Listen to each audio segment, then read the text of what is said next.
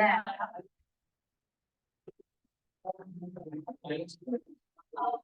evening. Thank you for joining us.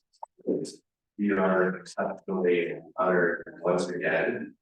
We have central voices that are doing working with the really vulnerable communities. So I wanted to say three things by way of introduction. The very first is I cannot imagine how difficult it is to be a reporter for journalists trying to cover what is occurring across this country and across the world.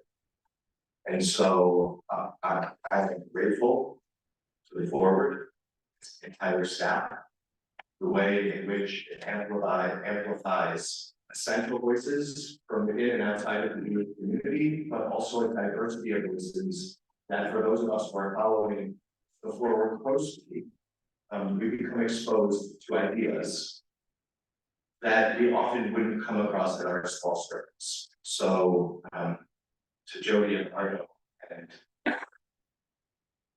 thank you for your work.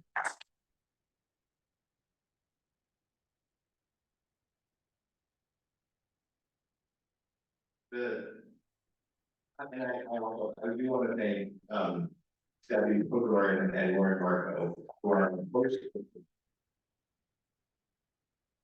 and there, but I'm in centric circles, all of which are meaningful. And so to put this group back together again, we were here and it's in a similar way a few years ago, feels a threat.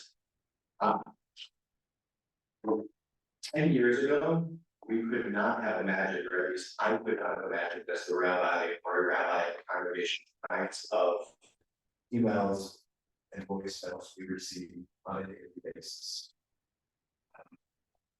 10 years ago, it doesn't mean people didn't feel the way they do the Jewish community right now. But even within the past couple of days, the threats that come in are truly unbelievable unless you are seeing them every day, in which case they're very local. You will hear like some of the language that we are hearing on a regular basis. 10 years ago, what our students in every level of schooling faced on a regular basis because of their Jewishness would not have been unthinkable, but it was not something that we, as a Jewish community, were confronting on a regular basis. It is part of our lives in a way that we could not have predicted just 10 years ago. Just 10 years ago. But it is a story as old as the book of Exodus, which we are finishing this week. So if you will permit me just a moment of praying, how far back do we have to go in the roots of what we are experiencing? I'll just read for you Exodus 1. The number of Jacob's family that went down to Egypt were 70. Joseph died, and the Israelites became fertile, and they multiplied, and they increased. And a new king arose over Egypt, a king who did not know Joseph, and said to his people, "Look, the Israelite people are too numerous for us. Let us deal crudely with them so they may not increase. Otherwise, in the event of war, they may join our enemies and fight against us and rise from the ground."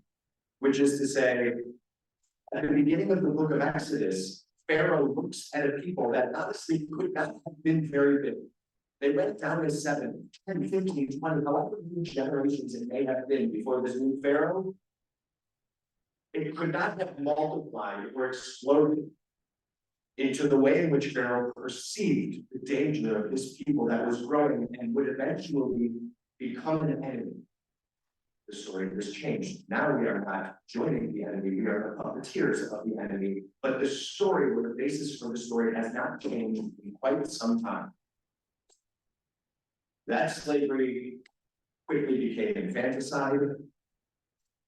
And honestly, it isn't until the end of the book of Exodus that God fully slams down back into the Israelite community when the Mishkan was built, when the tabernacle was built. It was a shared project of the Jewish people that brought God into the center of the camp.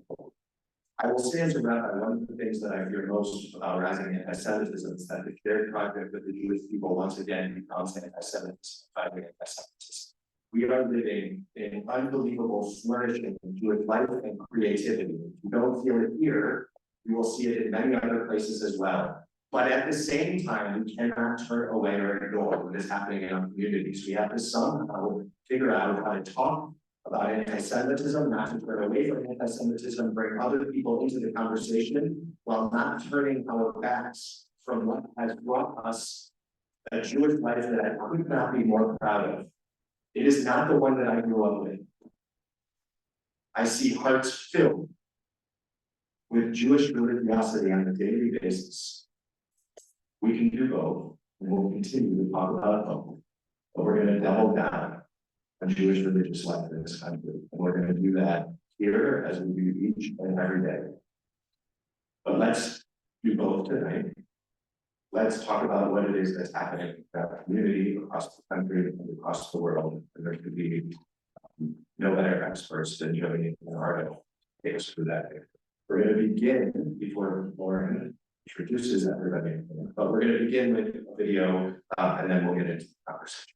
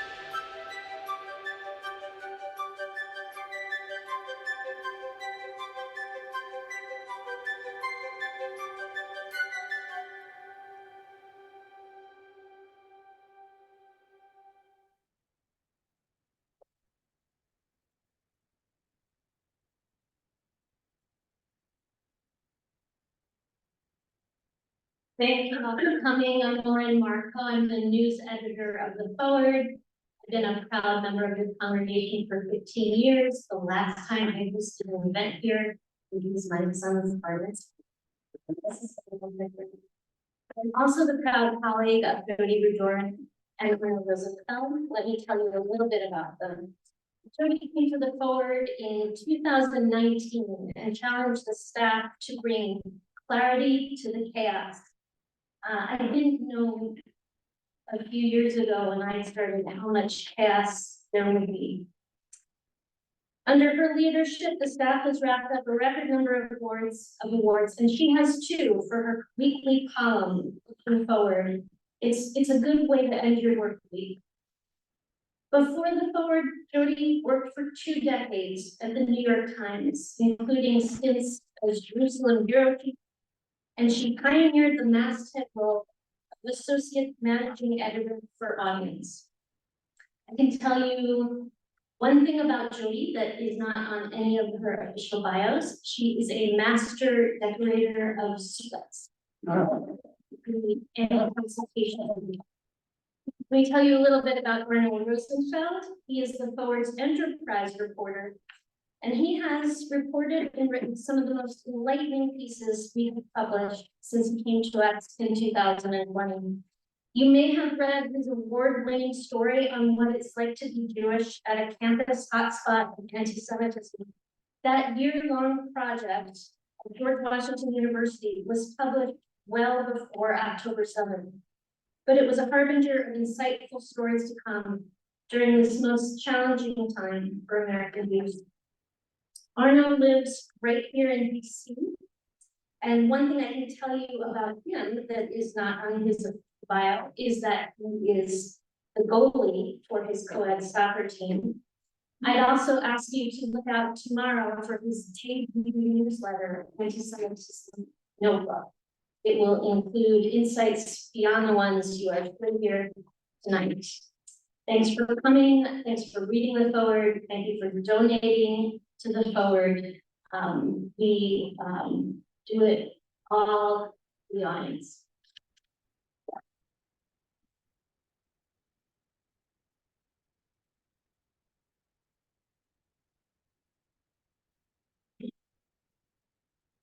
Thank you.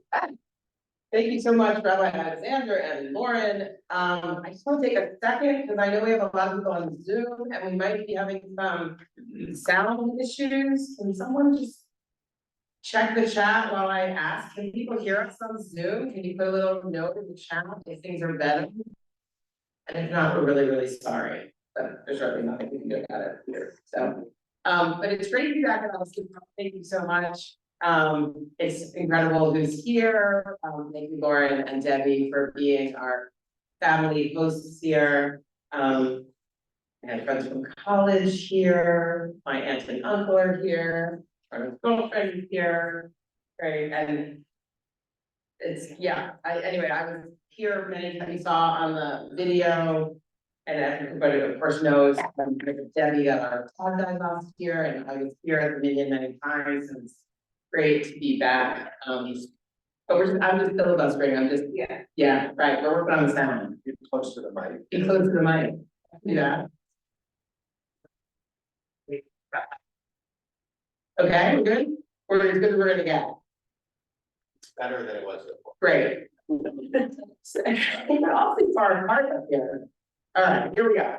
Anyway, our Rabbi Alexander gave us a pretty grim intro in a lot of ways about this moment that we're in and that you have been really, really immersed in covering in terms of not just the war, but really the repercussions here at home in the aftermath, and particularly I want to focus us for a minute on college campuses. One of the things I wrote last fall was about how we were all talking about the intelligence failure in Israel and the IDF that made Israel so vulnerable to attack on October 7th, but I said that I thought there was a similar parallel kind of intelligence failure here at home, of really misunderstanding the nature, the intensity, and the, I guess, breadth of the way that the discourse around Israel on college campuses had changed,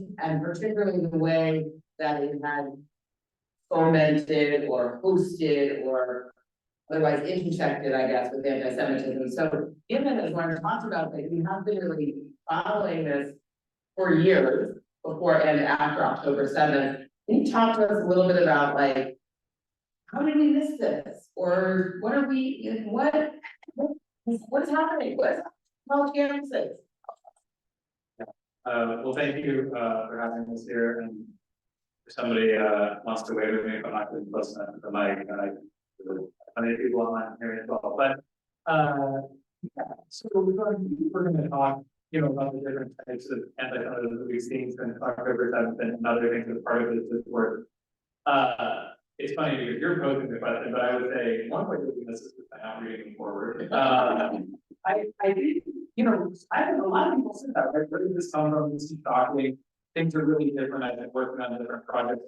Before we're talking the ghosts, before about the things that those is sense of our first time. Well, of course, anything you were doing to be different. So much thing.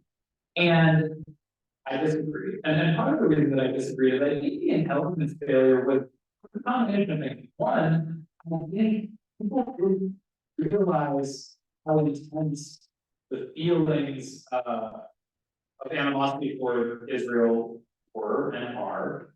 And they also didn't realize how intensely they cared about that animosity. So I spent a year, a little more than a year at UW reporting on things there, and I went back as part of the project that the forward did a bunch of campuses around the country that we played October, November, and I met with the president of K Street U on campus. But a lot of interesting things to say. One thing he said was that he didn't consider this slogan from the river to the sea about penalty free to be particularly menacing before it's sort of been around for a long time. He heard it at that.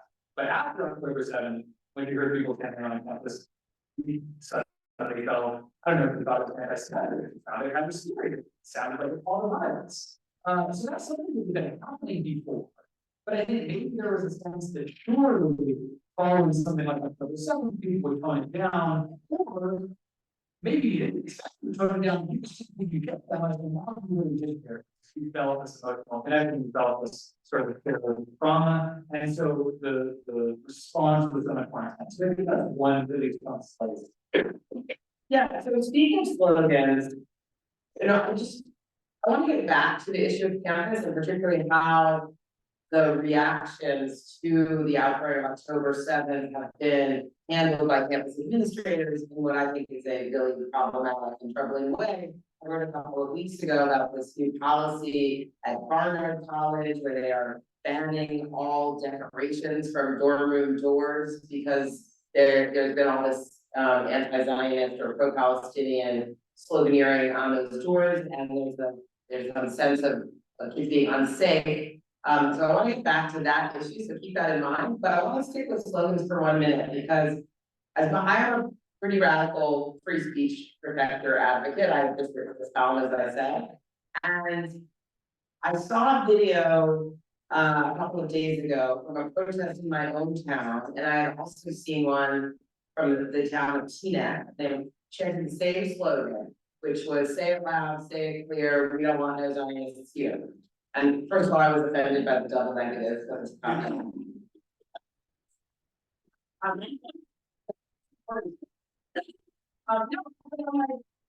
Watching is there's like on the, it's like being against the Baba standing in front of there.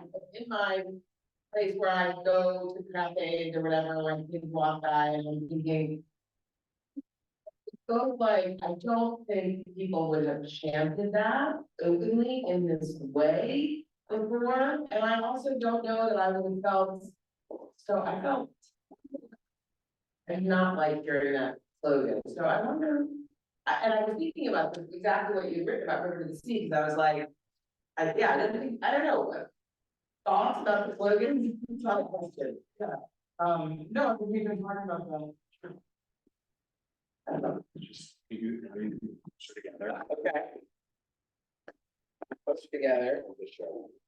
Here, you start with it, I'll move my chair.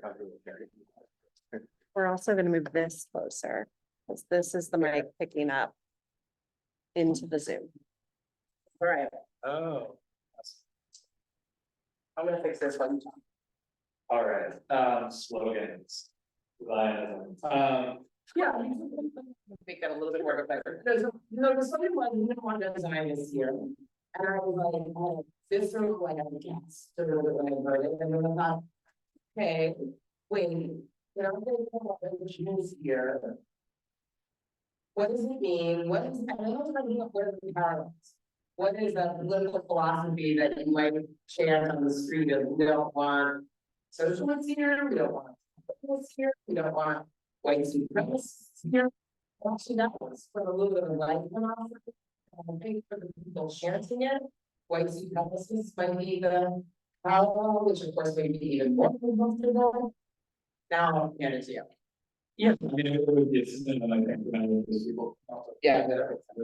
You know, I mean, I think some folks may remember, during Trump's inauguration and those early protests, you know, the slogan was, no fascist, no KKK, whatever it was something like that. So there have been some parallels in terms of street kind of rhetoric. And then we had UC Berkeley where they banned, you know, a number of clubs, associated with the law school, banned, said no Zionist speakers. It's complicated, you know, Zionist has been used as a liberal synonym for Jews in the past, especially by white supremacist groups. There's this idea of the Zionist occupied government, which is how they talk about the idea that Jews control the government. And then it's also been talked about in purely sort of political terms of Zionism as a political ideology and what that means and people who are opposed to that. In terms of whether people would have chanted it years ago, I don't know, but I mean, I think something that's important to ground all of this is when we're talking about campuses, when we're talking about these street protests, who are the people engaged in those protests? I mean, it's a mix, but especially when you get out into the rallies, you know, not just on college campuses. There's a huge Palestinian diaspora in the United States, and diasporic communities are often incredibly vehement in their political beliefs about their own country. We certainly see it in the Jewish community in relation to Israel. And I often see protests. I see people driving down the street, waving flags, yelling out the bullhorns, flags that I barely recognize. Maybe I know the country. I'm like, I should look up what's going on in the news. So it does happen with other countries. In San Francisco, there is a Chinese diaspora that is always protesting outside of the Chinese embassy. But that diaspora, the Palestinian community in the United States, the Arab American community, Muslim community, obviously a lot of overlap, feels like they are confronting a genocide, mass killing, you know, atrocity being committed against, you know, people who they feel very close sort of kinship with, sometimes literally, sometimes not. And so I think for them, the idea of like what slogan or this or that is like almost beside the point, because they just feel this sort of visceral anger. Obviously, that's perceived. I mean, a lot of stuff that quibbles one can take. That's perceived as something very scary. But every time you read in my reporting, talking to leaders and students for Justice in Palestine, and students who are faces are being put on billboard trucks and accused of anti-Semitism, they're like, I'm just trying to stop a massacre of my people. So I think that like the Jewish community misses a lot of it. And so then you're just seeing what feels like this seething kind of unprovoked anger. It's like, what does my local model have to do with this? People are part of the disconnect. So one of the perennial discussions when you said you were is the relationship between anti-Zionism and anti-Semitism. And I always thought that as a pandemic. They weren't exactly the same. There was some very overlaps. Sometimes anti-Zionism veered into anti-Semitism. It seems to me that the area of overlap has growth.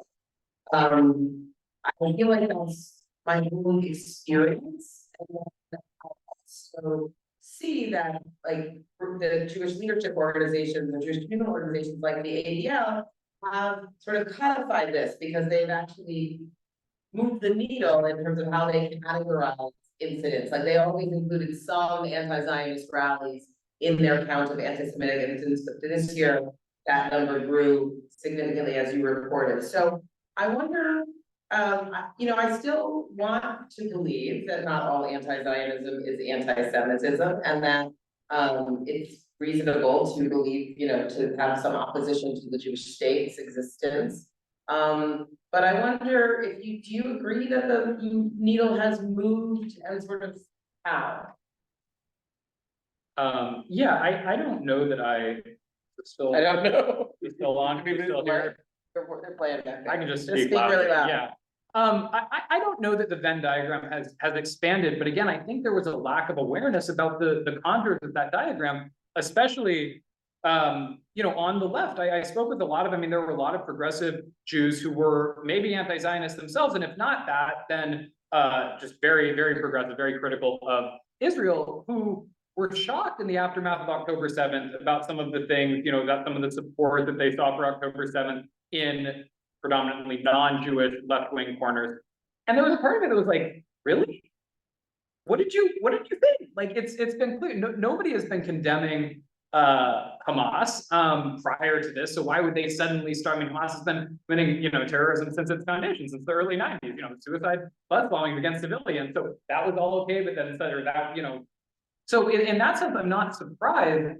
I think what we're seeing in American politics writ large, and it's always a good reminder that whatever's happening in the Jewish community is probably being mirrored in wider society, is this hyper-polarization. And so I did some reporting on the history of Students for Justice in Palestine, which was founded in the early 90s at Berkeley. And the early participants, pretty much all of the early participants, 90s, early 2000s, 2010s, had more nuanced perspectives than what the current leadership does.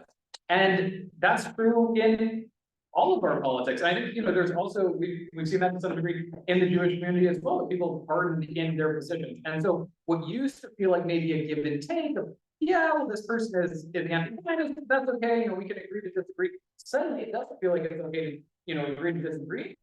And then you layer on top this lens of anti-Semitism, and it feels like, oh my God, all these people have become anti-Semitic. And it's like, you know, if you take someone who's been chanting from the river to the sea for the last 10 years, and they kept chanting it after October 7th, did they suddenly become anti-Semitic? Did you suddenly decide that they were anti-Semitic? Have they always been anti-Semitic? So I don't know that people have suddenly become anti-Semitic. I think it's much more about how we're viewing, you know, all of it. So we've been talking a lot about anti-Zionists. And how leftist anti-Semitism, I guess, to say it simply. What's going on the right post October 7th? I think before October 7th, there was a lot of debate over which was the bigger threat, which was growing, anti-Semitism from the right or the left, and usually people's answers depended entirely on where they sat in politics on the right or left.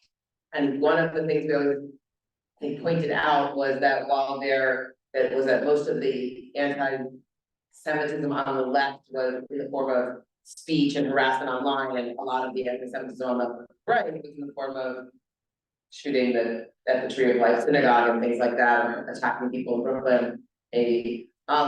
So I've not heard much about the white supremacist, neo-Nazi, anti-Semitism. What's going on with that?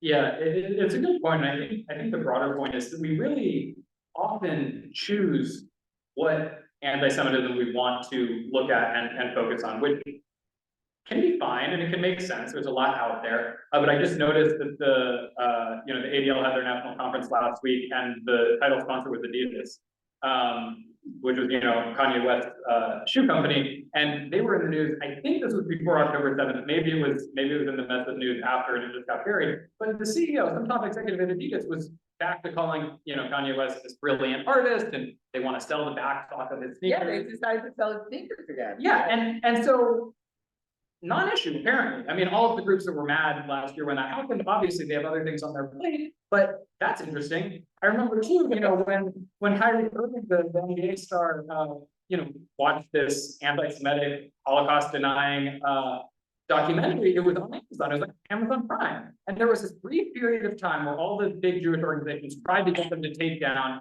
the documentary. And I think, like you say, as a free speech absolutist, Amazon's CEO was like, no, we're going to leave it up. And that was, so we could be running a campaign in the same way that we've seen these pressure campaigns against, you know, university administrators. We could be doing a pressure campaign against Adidas, against Amazon, but we're not. So yeah, so what are we talking about? We've obviously been talking about sort of quote unquote left-wing anti-Semitism. White supremacist activity has made up a fair share of the increase in anti-Semitism post October 7th. There's just a good article about this that came out in JTA.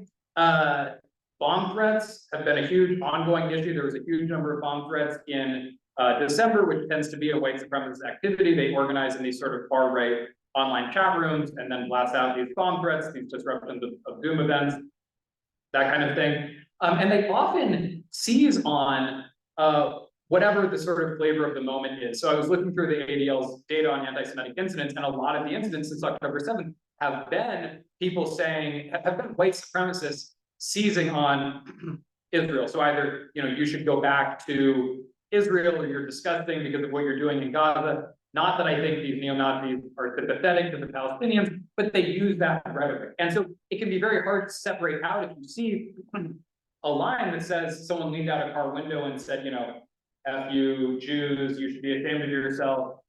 What are they referring to, right? It's hard to know exactly what that looks like, but the far right is not going anywhere. Certainly has not gone anywhere since October 7th. I think our attention has pivoted away, in part because you don't see as much of that on the college campuses that we look at. The other thing to keep in mind is we're spending almost all of our time talking about a handful of elite colleges and universities. There are a lot of schools around the country. There was a public university in Florida that had white supremacists come in and set up a table like the club fair, basically. That's not what we're talking about. It does happen, but there aren't as many sort of, the Going Defense League is not a Speaking of those campuses, I know there was a poll out this week, I think from the University of Chicago, that was a national poll that said something like of both Jewish and Muslim students in the country report feeling unsafe or uncomfortable by protests on their campuses. At the same time, I think a lot of campuses in the center of the country are not hotbeds of anti-Zionism or anti-Israel activity. So I think sometimes we certainly overstate the coastal and elite influence. Let's just think about, there's a lot, half of Jewish and Muslim students saying that they feel uncomfortable or unsafe because of the protests. And we've seen this really just wacky responses to what's going on. We obviously have these two presidents forced to resign over their testimony on Capitol Hill in December.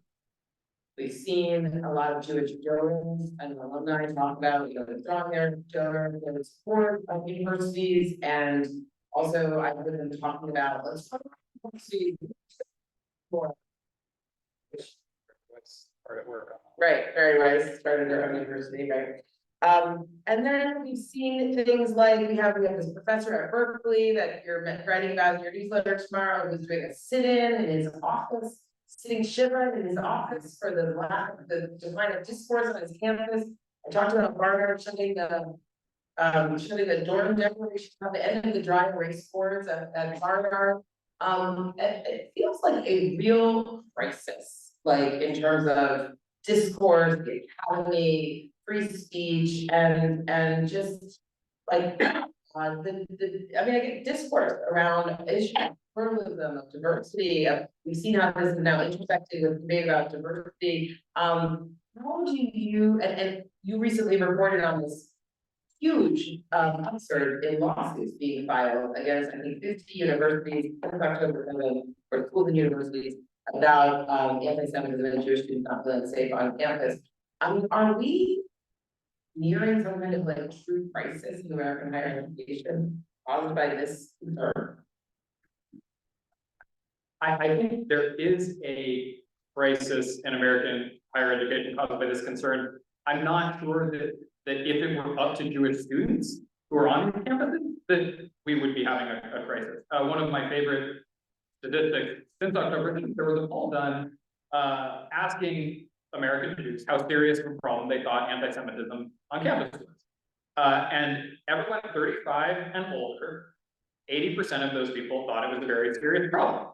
And they thought it was more serious than Islamophobia on campus, more serious than racism on campus, more serious than homophobia. Those under 35, it was a single age group, so it didn't break down 18 to 22, would get you just college students. But under 35, 40% thought it was a serious problem. But that was lower than the number that thought racism was a serious problem. It was lower than the number, maybe equal to the number that thought Islamophobia was a serious problem. When you go to these college campuses, as we've done at the Forward, what you hear from Jewish students is much more nuanced. Some are I don't know, I don't care, I don't walk by the protests, I don't want to argue with people about Israel, whatever. I was doing a little bit of like, I didn't write a story, but I did a little bit of looking into what was going on at the University of Pennsylvania. Because the president had to resign because what's going on at the University of Pennsylvania? I called the Hillel house and I talked to one of the Hillel staff people who says the student union building is occupied. Jewish students can't walk through the student union building. They have to alter their routes to class. Yeah, sound really bad. I call the Jewish student. They say, well, there are like 3 or 4 people who have been doing this like hunger strike thing in this like one corner of the student union. And there are like these posters up, but I just don't walk over it. So I think that, and I don't think to minimize it, I mean, certainly there have been disturbing stories. It's, often it's very campus by campus, but this idea, I have a whole PowerPoint that I give sometimes when folks we would talk about whether Jews should stop going to college. And so this whole cottage industry of publications and say, look, the headlines are, I'm never sending my kids to college. Why kids shouldn't go to Ivy League colleges and go to other colleges. The Wall Street Journal had one why Jews should only go to evangelical Christian colleges. They like history. And that is out in the polling. And so I think there are a lot of issues of discourse. And I think, the colleges have been called out for doing a really good job on this. Dartmouth has gotten a lot of praise. I think Duke has gotten a lot of praise. Have laid the groundwork years ago where you have a lot of classes about Jewish stuff, about Muslim stuff, about the Middle East. So people have a knowledge base. That's really important. And ideally, where you've just cultivated a nice atmosphere on campus where people are less likely to be screaming at each other. That's all really good. I think that's really important. I hope that schools double down on that. But this idea that Jews cannot, the cover of the Atlantic last week, right? Golden age of American Jews is over. That sentiment, the idea is that starts first on campus, and it's just not borne out by most of the data. It isn't, again, to minimize any individual experience. I've heard I've heard at Berkeley, the professor who's doing this, and then that students who have like stars of, visible stars of David or yarmulkes who walk by this sort of occupation of South Gate at the center of campus, have gotten people getting in their face, reporting them, harassing them. So there's some really disturbing stuff going on. But every time I see one of these cases where like the president is under pressure to go into pulling their funds, and I try to figure out what's actually, okay, let me talk to a student. Okay, what exactly happened? How do you feel about it? It's so disconnected from what we're hearing. I love the talk of kids shouldn't, or maybe we shouldn't send our kids to college, because the other question I always get, or the other outrage I get is, the percentage of Jews at Harvard has dropped from 20% to 12%, which is of course 6 times our rate in the population. So I wonder if how the people who are upset at their declining enrollment at Harvard are going to work with the people who are saying we shouldn't go to the Ivy League anymore. We are going to turn to questions in just a sec, but first I want to talk. Lauren mentioned the very exciting tomorrow's news today. Tomorrow we are launching a new newsletter called Antisemitism Notebook. If you are already on the board's list, you will get the first couple, but then you will need to sign up to get Arno's insights every Thursday. I want you to explain a little bit of why are we doing this? What are we looking to accomplish with this? What will people find in this newsletter that they won't find anywhere else? Because there are certainly a lot of newsletters and articles and podcasts and speeches and Zoom events about anti-Semitism and studies of anti-Semitism these days. So what can we expect from Antisemitism Notebook tomorrow and ongoingly? Well, I mentioned this in the first issue, so this might be a little redundant if you are on our email list, but I guess this was just last year, but it feels like many years ago. But white supremacy, the neo-Nazi group down in Jacksonville, Florida, was projecting swastikas on these big local landmarks and anti-Semitic slogans, really disturbing, ugly stuff. And I was talking to a woman down there who'd grown up in Jacksonville, and I think she was sort of put into words what a lot of people down there were wondering, which was, you could sort of tell it was these 3, they knew who it was. Wasn't illegal at the time. I think they passed laws. These 3 people with a laser projector projecting these slogans.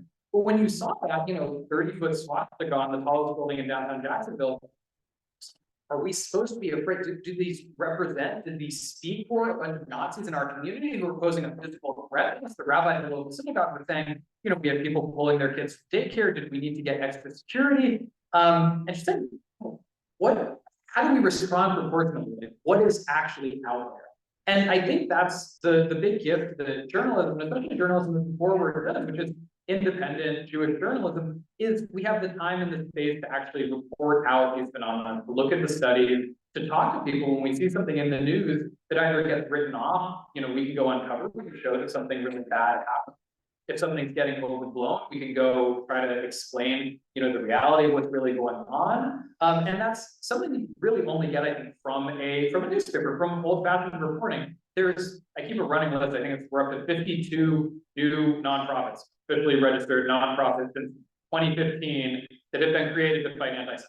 52 organizations.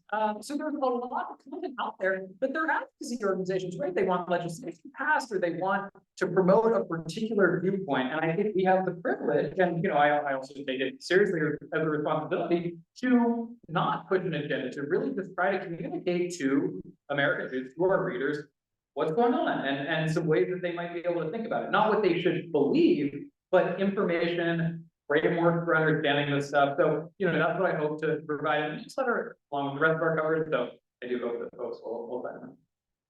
We'll have to change the joke from 2 Jews, 3 synagogues to like however many Jews, 52 anti-Semitism organizations. All right. Question, we don't have a microphone for you. Maybe if there are questions on Zoom, will you be asking to ask your questions on Zoom in the chat? You can ask us about anti-Semitism, you can ask about the forum. We'll start with Joe Nathan. Very interesting. I have 3 questions, so you can answer one or They better be quick, Joe. next. It seems to me that a lot of the younger people are thinking about equity of people, and that's maybe one of the reasons that I'm questioning. But my first real question is the anti-Zionism that I got from Jews on October 7th was shocking to me. And the ones that said we don't like Israel. And not just from one, from many. And I just want to ask you about that, but you're talking about Jews, there are all kinds of Jews. The second question is, do you think that all of the wealthy Jews are a little hysteric right now? I mean, did Bob Kraft in this, the ad that he did at the football game, did that get anything good or bad? Okay. And I guess. Okay, so we've got 2 questions. I'm going to repeat them for the Zoom format of the room. The first question has to do, they're actually, I think you have 2.5 questions. The first question is, Joe was surprised, shocked by the anti-Semitism among leftist Jews that she saw on October 7th. And I think the real way to advance that question is to connect back to what you said about equity. How much of what we're seeing on the Jewish left in particular that feels anti-Zionist or even anti-Semitic is really rooted in concerns about equity and how kind of reasonable is that? And the second question, which is the subject about which you are quite an expert, is what's going on with Bob Kraft anti-Semitism ad campaign? I'll take a second, but with your question first. You can have judgment on whether any of these folks are becoming hysterical, but when I wrote about it when his $25 million ad campaign came out. He's since spent tens of millions more running these 30-second ad spots with the slogan, stand up to Jewish hate, I believe, which a bunch of people believe reads as it's a grammatical thing where it sounds like you're saying Jewish hate or hateful Jews. I asked him about this. They never got down to me. He has a very highly paid PR team, but you don't have to get to and he's paying for you get to do the ads you want. Also coming in the newsletter tomorrow is a statistic you'll hear first. A polling firm did a thing asking Americans about these ads. 40% of Americans thought that the Super Bowl ad was evidence that wealthy Jews in sports and media have too much money. And so, I don't know, are they helping or not? Yeah, I mean, we'll get back to equity, but I feel like there's something beside the question of how much money is being poured into fighting anti-Semitism and particularly this ad campaign. I wonder, like, I think it doesn't make Jews feel better somehow to have a fight Jewish hate ad on the Super Bowl and the Academy Awards? Is there any chance that anybody with these students will hate them less when they see this ad? I guess these aren't really questions, maybe you can talk about equity. Yeah, no, I don't know, I think it's a different reaction, I think, if you wanna, well, say something nice, because I think the ad tried to come, at least one of the ads tried to come with this message that these different forms of hate are connected, and I think what I was saying about the coarsening of discourse and, an increase in all sorts of racism in the US, it's good to remind people that these things do feed, fuel one another. I don't know how much, I'm not convinced. Mira, my colleague at the Forward, has written about those billboards that are, like 1-800, call Jesus or whatever, are they winning over converts? People love them. I don't know. People with money like to pay for them. The thornier question of, I think I know what you're getting at with equity, and there's stuff about DEI, and I'm not going to answer that because it would take a very long time. I'm inclined to say that that's less what's going on within the Jewish community. I think Jews and anti-Zionist Jews, by and large, care about Israel because they're Jewish. It's like you were both told by Israel and by a lot of the Jewish community that this is your country and that this country speaks for you, represents you, that's a safe place. And so some people love and support Israel as a result of that. I think a lot of people have very complicated feelings, and some people have relatively simple feelings in the other direction. One thing that's made it really hard to parse anti-Semitism, post October 7th, anti-Semitism in relation to Israel, is that the very difficult poll, the Jewish community has to be the most overpolled in the country. They do not ask certain questions. One set of questions they don't really ask is, what do you think anti-Semitism is? Do you think this is anti-Semitic? Do you think that's anti-Semitic? But when they do ask that, and they've asked it, do you think it's anti-Semitic to accuse Israel of genocide? Do you think it's anti-Semitic to accuse Israel of apartheid? Not only do roughly half of Jews say no, they don't think that it's anti-Semitic to do that. About a quarter of Jews say that they think, and this is pre-October, about a quarter of Jews say that they think Israel is committing genocide against the Palestinians. A quarter of Jews say that they think that Israel is an apartheid state. And so it's very hard to have a pure test that says if you, unless you're willing to, as sort of the ADL has done in recent months, Jonathan Greenblatt, the ADL chief executive, just compared Jewish Ways for Peace, which is an anti-Zionist Jewish group, to David Duke at the conference last week. So you could do that and you sort of solve your problem up. But yeah, there's a huge segment of the community that is anti-Zionist or at least sort of hypercritical. One question, last question I want to ask. We have a lot of people here. My thought, I think that it shows how things didn't go overboard, and I feel like one of the things I'm gonna say, is like everybody's going overboard right now. Feels like everybody is going overboard. Yeah, I'm an into the weeds person. great, it's the weeds, here we go. Here at GW, I try to follow, because I'm very closely involved with the university, the whole trail of the psychology professor. The adjunct trail of the adjunct psychoanalytic psychologist, not full-time, not tenured, as far as I know. Maybe you have different information. I feel like, I'm sorry to cut you off, but I feel especially with the Zoom situation, I'm gonna just say, Arno will happily talk to you about this after, but I don't know that everyone else, I have no idea what you're talking about, so I wanna not go into the weeds in the big room now. I'm sure. Talk about the anti-Semitism and that it was never promoted. All of the big protests get attention. This was an important issue. I hope that you will deal with it in your column, and I'll be more than happy. Great. Follow up on that. Okay, but I want to say a couple of rules. So we're gonna take some questions in the form of a question that are brief, okay? We have a lot of people with their hands up, and I think we probably have to go on Zoom. And I don't want the questions to be in the weeds about things that a broad audience doesn't know about, because that's not fun for everybody, okay? We'll get back to you. No, I'm not gonna, I would like to clarify, I'd like to ask about the zeitgeist of, what's going on in the. Okay, I've walked through it. Sure, let's take a few questions, then we'll jump in. Okay, go ahead, sir. What I'm trying to get at is leaving aside what student life is like, leaving aside whether anti-Israel conversation is anti-Semitic or not. What do you think about the zeitgeist of, in the university world, or among the chattering classes, or at the New York Times? What do the editors there think about American Jews, Israel, etc.? And has that? Okay. Okay, we're gonna take a couple more. Zeitgeist, write that down. There. Who is funding the students for campus to town? Great, we got a good answer to that. We know the answer to that. Yep, go ahead. Universities would be better if they were, neutral. In more neutral politics rather than. Great, and we'll take one more of that. Yes, sir. Yep. How do you as journalists balance the legitimate public value of covering a story versus making sure that it is pushy and clickbaity enough that people will have to? Great question. Okay, let's start in, let's look at the funding of students for justice in Palestine, which feels specific and maybe you have done a lot of reporting about it. Although we of course don't know up to date, but. Sure, so there are a few ways of answering it. The short answer is, we don't know exactly. The more complicated answer is, there is no Students for Justice in Palestine as an organization that you donate to.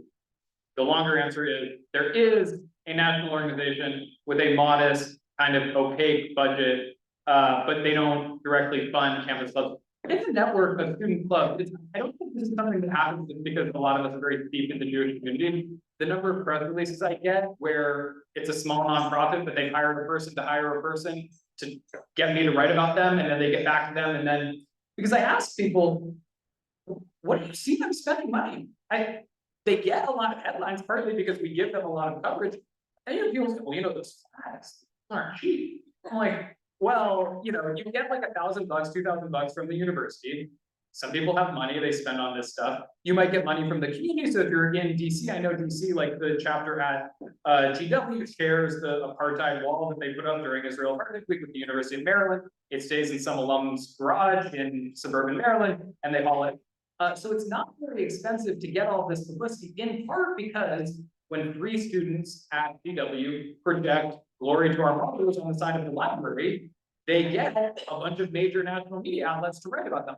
Almost all negatively, but the publicity to actual resources is hugely skewed. I wrote a whole article, you can read in more detail, but that's the.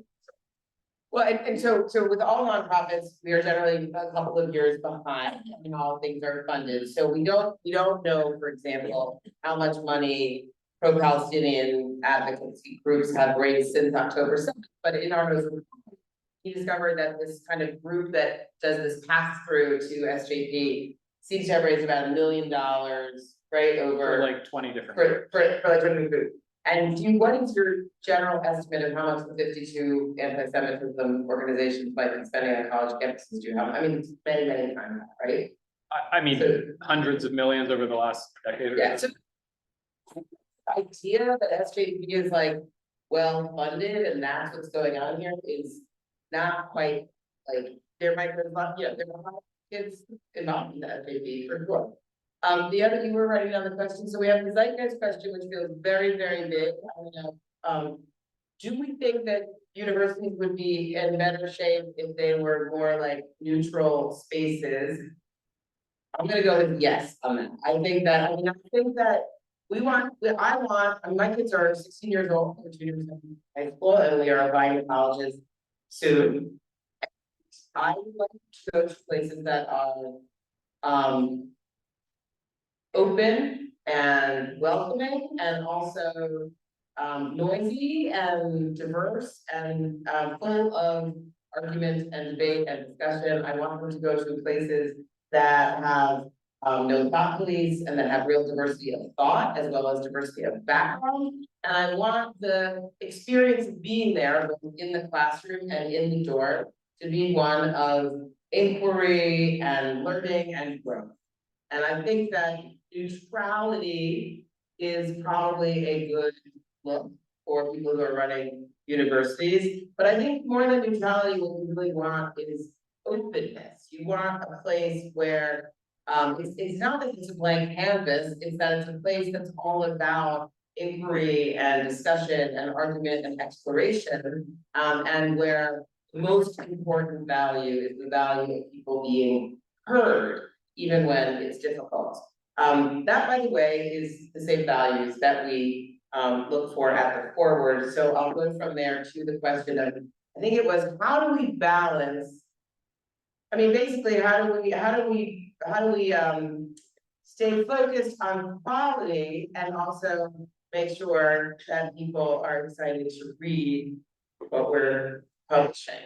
And the answer is a Slack channel called Headlines, in which we, no, that's a little bit of a joke, but, and nobody seems to be on Slack, so it's not that funny, but anyway, so, there are a couple of, things to say about that. I mean, the first thing is we say, we want to do quality work. Our like 3 pillars are excellence, audience, revenue. We're a nonprofit that's supported by readers, so we do need revenue. But what we really want is to produce excellent journalism that engages our readers so that they will support our work and yes, to do work, like go to Israel or work on the ground and things like that. So we start with the premise of excellence, but also like distinctiveness. We are looking for Jewish takes on the news and conversation that are gonna feel different from what you're gonna see in the mainstream media, what you're gonna see from your advocacy newsletters, and what you're gonna see also from your social publications. And once we get that story that is distinctive and smart and fair and nuanced, we want to put the best headline we can put on it so that everybody will know how great it is. And we talk about it a lot. What is the way, I mean, the headline and the image is the traffic, is everything in digital journalism. You are on your phone, you're getting text messages from your spouse about what you're supposed to bring home, and also news alerts from everybody under the sun. And we want to make sure that our headline is going to stand out. And also that you'll be, once you put it through, you're gonna say, oh yeah, this story was similar to what that headline was. One of the forward's most highly performing or whatever it's called, most page views, it pops up on our chart every few months, is an article that somebody wrote in like 2015 that says the headline is 7 creepy things Donald Trump has said about Donald Trump. It does not make me happy when that story is at the top of our board. That is not Friday, we did that story. Not we, I don't do that. I do not believe that the world, the Jewish community will be a better place if more and more people read 7 creepy things Donald Trump said about Ivanka. I think the Jewish world will be a better place if people read The Secret History and Uncertain Future of Students for Justice in Palestine, which, by the way, is a pretty good headline. The zeitgeist question is, you want to tell you how the zeitgeist of the New York Times, the universities, and some third huge category have changed in your experience, has that shifted the debate and the experience of being Jewish in America? And you talked about. I'm sorry. What was the question that led to the writing of the total? Because I feel like this question is the same stuff. Well, that's what we're trying to answer. You have to want to answer. Tell me what's going on in colleges at the student level. What's going on right now? Yeah, I don't think we have the answer, but the answer is, I think I tried to get at this at the beginning, is we choose how to understand our experience as Jews in America. And I think this idea that the editors of the New York Times, I mean, many of them are Jewish, of course, as are many faculty, et cetera, et cetera. But the idea that all these non-Jews are sitting around, I don't mean to say that this is exactly what we're thinking, but I think that a lot of us have a sense we're worried. What do people think about us? What's the future of our community? The idea that other people are thinking as much about us as we are thinking about ourselves, I think is wrong. I mean, if you look at the war and the war in Israel right now, that's going on for months. I mean, there's a news cycle. People have attention spans, move on to other things. So I think in October and November, I think there was a big, a lot of tension, a really high temperature around, some people in school, their classmates would find out that they're not college, high school, middle school, would find out that they were Jewish and want to like say stuff to them about Israel or say, I love Hamas, or say, why are you killing Palestinians? Whatever, that happened. They've moved on to, calling them four eyes or making fun of their red hair or other things. So I think, one of the really interesting statistics is the AJC has looked at anti-Semitism every year, basically since the Tree of Life shooting, and the number of Jews who report experiencing anti-Semitism, and this is true post-October 72, the number who have experienced anti-Semitism has been flat for the last 5 years. The number of Jews who were concerned about anti-Semitism has skyrocketed. It's gone up like 15 or 20%. A lot of Jews are always worried about it, of course. So a lot of this is, we're in our own heads, we're making our own decisions, we're the ones in some publications saying that we should stop going to college. So I don't know that there's been a huge shift in terms of what the general public thinks about Jews. Thinks about Israel, yeah, that has shifted against Israel's favor, but Jews are still widely, every poll that they've done on this, Jews are the most respected religious group in the country. If we start to see those numbers go down, I think then we can start to dig into the reasons why, but so far, thankfully, I don't think we've seen much to suggest that the zeitgeist shifted against Britain. I would also just add one thing about, I mean, a few different things have happened in terms of the public perception or the relationship between journalists in the New York Times, professors and Israel. The first big thing that changed was massive increase in the attention on Israel's trauma after October 7th. There was never more coverage of, or more relatable coverage of the Israeli experience than when you saw on CNN, Rachel Goldberg Poland talking about, son being abducted and his arm being blown off. And so much of the huge investigations and projects that you saw in the New York Times through the end of the year about Aftermath of Oct, sexual violence, about the intelligence failures.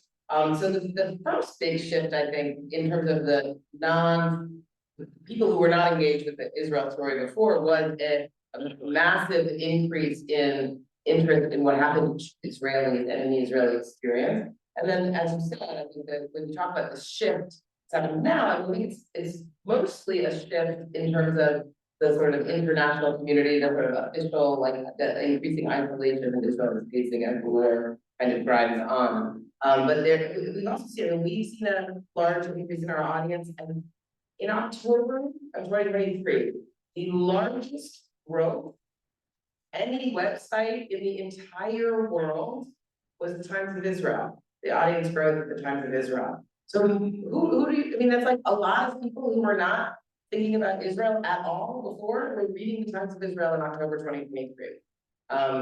Okay, more questions? Yes, sir. So you talked about both money in one respect, and obviously the influence on the concern about humanity, both in Gaza and in Israel that's going on.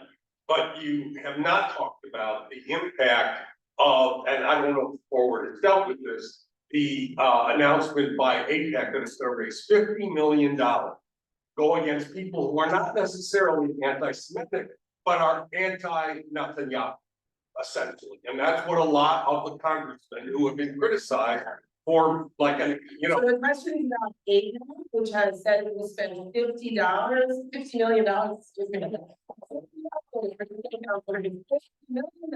in this cycle to defeat candidates it perceives as anti-Israel. And the question points out that many of them are really mostly anti-Netanyahu or anti-how this war is being prosecuted.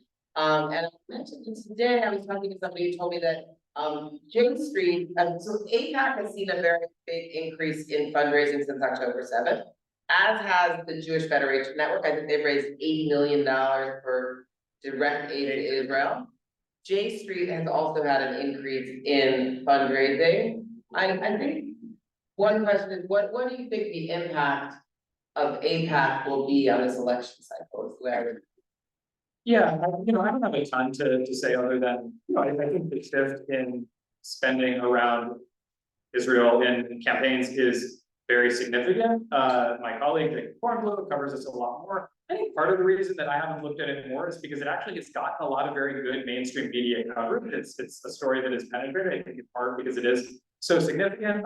One really interesting phenomenon is that a lot of the AIPAC spending is not running ads about a candidate's position on Israel and why they're wrong. They pick their candidates and then they put money into whatever line of attack they think will be most effective.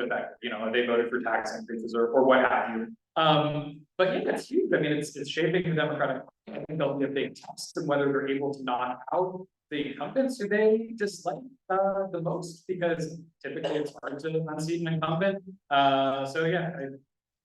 So just say one of the changes that's happened in APAC is that they stopped having their policy conference. And this year they haven't yet, and it was closed to the media. So, which seemed bad. Yes. Sorry, go ahead. I'm sorry. I thought we already, go ahead. Yes, and then the person in the red shirt. Yeah.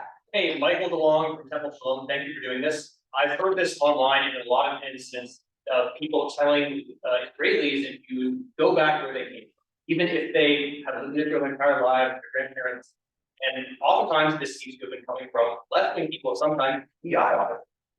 I was taken aback. That sounds like something right-wing, so. Yeah, so there's the question is about the language that's being used about telling people, Jews or Israelis in particular, to go back where they came from. This is related, I think, to the characterization of Israel as settler colonialist. And I think this relates back to Joe's original question about how this is connected to sort of leftist framing around how the world is understood. This idea that people who, a country that was founded by refugees from Eastern Europe and North Africa in a place that they have ancient history could be described as settler colonial feels ahistorical and I don't know if it feels anti-Semitic, but it feels ahistorical. And what do you make of that language, both the go back where you came from and particularly the idea of the settler colonial narrative? Yeah, I mean, I think it is offensive to a lot of people. I also think it's correct in a technical sense. It's correct in the sense that the United States was originally settled by people who, came here. Obviously, ancestry is much different. There are a lot of things that were settled at their origins that are no longer, settler colonies. I think there's a lot of ignorance, and I think that causes a lot of the reactions we saw to October 7th. A lot of the parallels are drawn, for example, to Algeria, where you say, well, of course, the Algerian resistance killed a lot of French civilians, but it was justified, and look, at in the end, it wasn't that a righteous cause, so we might not support killing civilians. Some people do, of course, but you can see where they're coming from. The mistake there, right, is that Israelis are not going anywhere for a whole bunch of reasons. It's not a settlement. There's no metropole. There's no grants for people to go back to. In fact, obviously, many French Jews are moving to Israel because of anti-Semitism in France. But I think a lot of people genuinely do not understand that. There is a lot of ignorance. I remember speaking to somebody at a protest. There was a protest organized by Jewish Voice for Peace. I walk up to, Tel Aviv and say, hey, I'm a reporter of Can I talk to you? First person who says, yeah. Talking to them, what's your plan? This is pre-October 7th, what do you think is the Well, all the Jews should leave, or should they go? Well, I think like half of them have dual citizenship, like they're Americans or they have European citizenship. That's not true. And they were like, well, I don't know, my family immigrated here from Iran, so they can immigrate somewhere else, and I think you can say that that's hateful, you can say it's motivated by anti-Semitism, in many cases it may be, but if you don't understand what's going on, of course, many Americans, I used to live in Wyoming, think that all American Jews have Israeli citizenship. So there's a lot of ignorance out there. And yeah, right. You're supporting your country. Yeah, so I think there's a lot of ignorance that then drives that. Obviously, it's very offensive, and I think that it's a relatively good litmus test for how serious people are and how much you want to engage. Yeah, if somebody's telling you, oh, all the Jews need to go back where they came from, that's, I think, not a person who, well, I don't want to get too much into my opinions, but I think the reality is those people do not have platforms within mainstream politics. There are anti-Zionist platforms in mainstream politics, but typically, those anti-Zionist are talking about a binational state. You might think of the pipe dream more dangerous, but the idea is peaceful coexistence, Gaza, Israel, the West Bank. But yeah, I've heard that rhetoric, and I agree, it's unnerving. Joey, because I know you a little, and your sister more, I'm going to talk to you softball. Oh, great, man. Thank you. People who've been called in Medina. That's one of the huge headlines on the latest stunning cover of the latest issue of Atlantic Monday. It means what has happened to the old land.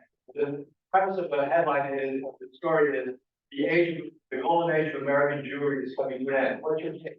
So Manny asks about the wonderful Yiddish cover of the Atlantic on the Franklin Core essay.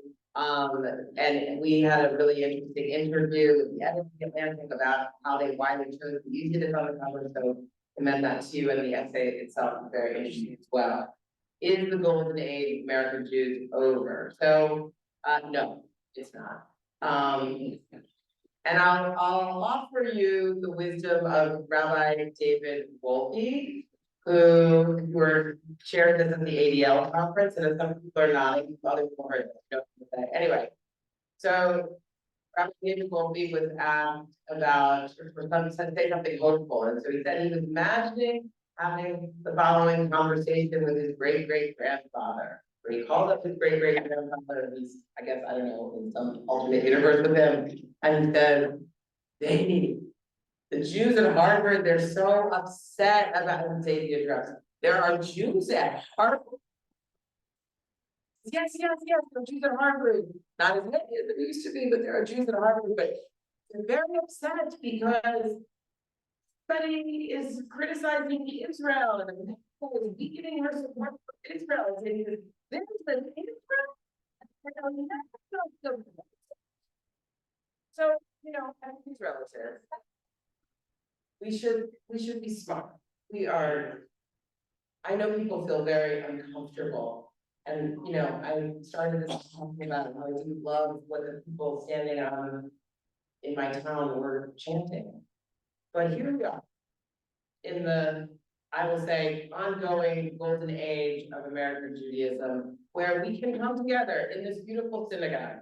And we have the words of Torah from Rabbi Alexander. And we have this charming little video about our history. And then we get to sit here and talk about what is going on our campuses and on our streets. And we have the great privilege of, as Arno described so wonderfully, of going up to people and saying, "What do you think about this? Why do you think this?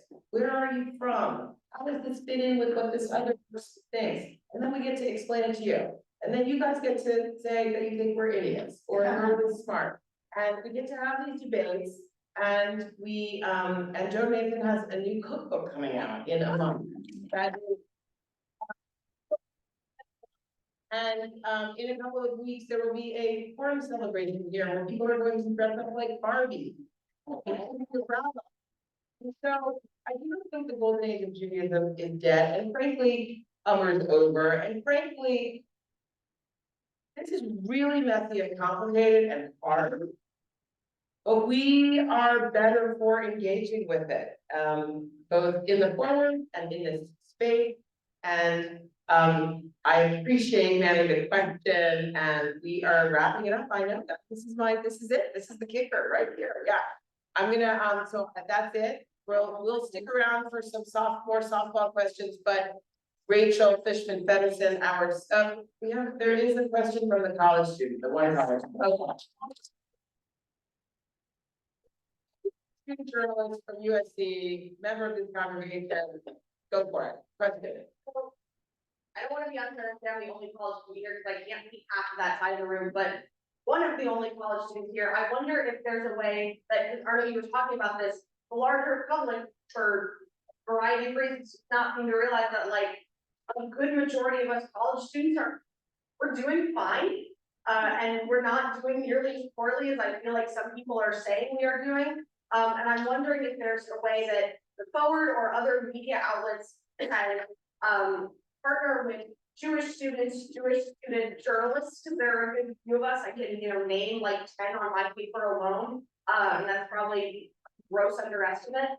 I would how can larger media outlets with the influence of the Forward, the New York Times, the Washington Post, amplify those voices? And so great question. And literally in my inbox at 4 o'clock is the updated draft of our plan to create a Jewish student ambassador program with the Forward. We are partnering with student newspapers, also the Hills and other organizations on campus, to create a network of ambassadors, student ambassadors who will share our journalism on their campuses and share their voices and input with us. So we're gonna get I have your email address ready, and we're gonna get you signed up for that. Anyway, yeah, Rachel, CEO of the Forward. Thank you, Julie. So round of applause, please, for Arno and Julie.